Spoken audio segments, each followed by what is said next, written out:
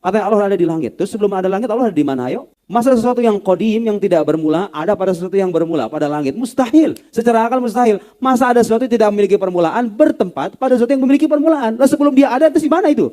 Bisa nggak akidah yang mengatakan Allah tidak bertempat mencari titik temu dengan orang yang mengatakan Allah bertempat? Begini saudara, gak usah mengharapkan orang Islam bersatu semuanya. Gak mungkin. Kecuali nanti di masa mau menjelang hari kiamat. Al-Mahdi al-Muntadhar, ya kan? Tapi kapan itu muncul? Allahu a'lam.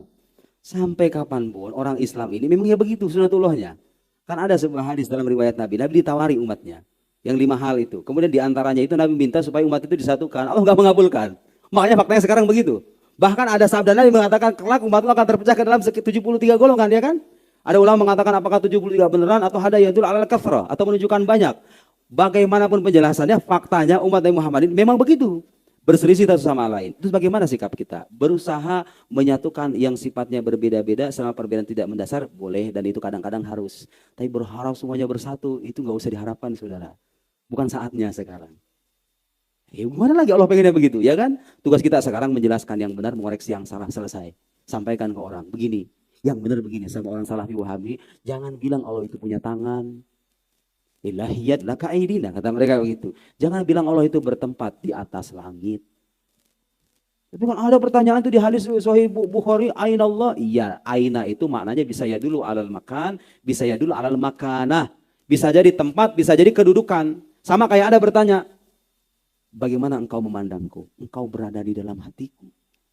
Apakah artinya pacar Anda bertempat di sini? Kedudukan dia itu istimewa di sisi saya. Ya kan? Kalau ada pertanyaan aina Allah dalam hadis, makna itu bukan menanyakan tempat. Karena Allah tidak bertempat. Dan gak masuk akal coba. Allah bertempat itu gimana ceritanya? Katanya Allah ada di langit. Terus sebelum ada langit Allah ada di mana? Ayo. Maka bingung dia akan jawab gimana? Masa sesuatu yang qadim yang tidak bermula ada pada sesuatu yang bermula pada langit? Mustahil. Secara akal mustahil. Masa ada sesuatu yang tidak memiliki permulaan bertempat pada sesuatu yang memiliki permulaan? Lalu sebelum dia ada itu di mana itu?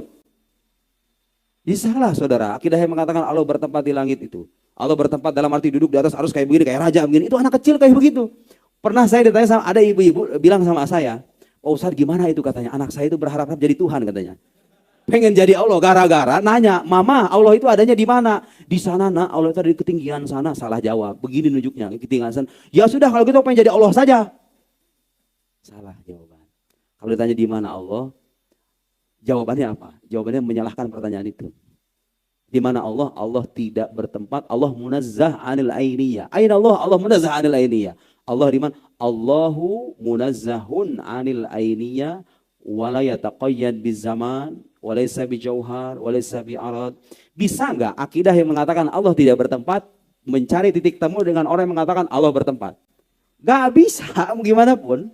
Tapi ada titik temu antara kita dengan mereka? Ada. Percaya Allah itu ada. Ah, udah gitu aja. Allah itu ada. Allah Maha Esa. Allah Maha Esa. Allah berkuasa nggak? Berkuasa. Ada titik temu mah ada gitu ya. Tapi masalah-masalah beginian ini, ya udah susah itu cari titik temunya. Mereka ngotot kayak begitu. Mau gimana lagi kan? Kita mengingatkan. Tapi kan ada kata yadullahi fawqa aydihim. Yad itu maknanya tangan dan nggak boleh bertakwil, saudara. Itu orang-orang yang mengatakan takwil sifat Allah itu bid'ah. Tahu nggak? Dosen saya di Al-Azhar itu ngarang buku khusus. Judulnya itu Ta'wilus salaf li sifatillah. Download di internet. Penakwilan kaum salaf terhadap sifat-sifat Allah. Jadi generasi salaf Ibn Abbas, Imam Tabari, Imam Bukhari, imam-imam besar itu mentakwil itu biasa, itu mazhab ahli sunnah juga. Ada mazhab takwil, ada mazhab tafwid. Jadi kalau nemu ayat-ayat di Quran yang seolah-olah menunjukkan Allah itu punya tangan, punya mata, wa yabqa wajhu rabbika dzul jalali wal ikram. Ibn Abbas dalam sebuah riwayat mengatakan wajah itu bukan wajah kayak begini tapi zat. Takwil bukan, takwil. Ibnu Abbas, ada riwayatnya itu.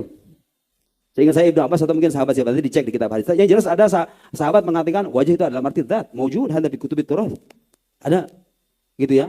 Mereka pengen enggak, bukan zat, enggak mau mentakwil karena itu bukan mazhab salafus saleh. Kata siapa? Anda belajar di mana? Saya belajar akidah dan tahu itu. Mau yang bertakwil ahlu sunnah, yang mufawwid itu yang mana ya begini. Kalau nemu ayat-ayat begitu mereka mengatakan kita serahkan makna seutuhnya kepada Allah. Yang jelas bukan mana hakikinya. Kalau Allah dikatakan punya yad artinya mana hakiki tangan, ya berarti Allah jarihah dong. Anggota tubuh dong. Tajsim itu namanya. Anda menyebutkan Tuhan dengan makhluk. Sementara Allah mukhalafah lil hawadith. Allah berbeda dengan makhluk. Min syattan nawahi, dari semua sisi. Gak bisa Anda mengatakan Allah punya tangan. Kayak kita punya tangan. Oh, tangan apa itu yang dimaksud? Tangan mana hakiki atau majazi? Kalau mereka mengatakan mana hakiki, khalas anta waqata fi tajsim. Terjatuh dalam tajsim, menyebutkan dengan Tuhan dengan makhluk. Tapi kalau dia katakan enggak, mana majazi? Khalas anta mal asy'ariyah. Kalau sama kita dong, sama-sama takwil dong. Tangan artinya kuasa, rahmat. Itu mazhab semuanya Ahlus Sunnah, jangan dikeluar-keluarin seenaknya. Ya, jangan ikutin itu mazhab-mazhab yang begituan itu. Udah banyak contoh-contoh kekeliruannya. Ya, buku-buku yang bahas Wahabi udah banyak seabrek-abrek. Bahasa Arab, bahasa Indonesia juga mungkin banyak ya.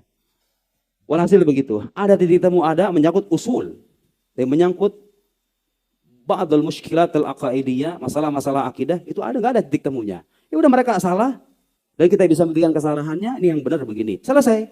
Sampaikan yang benar, koreksi yang salah, tugas Anda selesai. Bukan tugas Anda menyatukan semua orang Islam semuanya satu terus. Bukan, Anda bukan Imam Mahdi. Nabi juga bukan. Wali juga bukan. Siapa Anda? Saya hanya seorang guru, tugas saya menjelaskan, selesai. Guru yang sungguhan ya. Jangan ketawa, udah biasa aja. Ayo, cerita.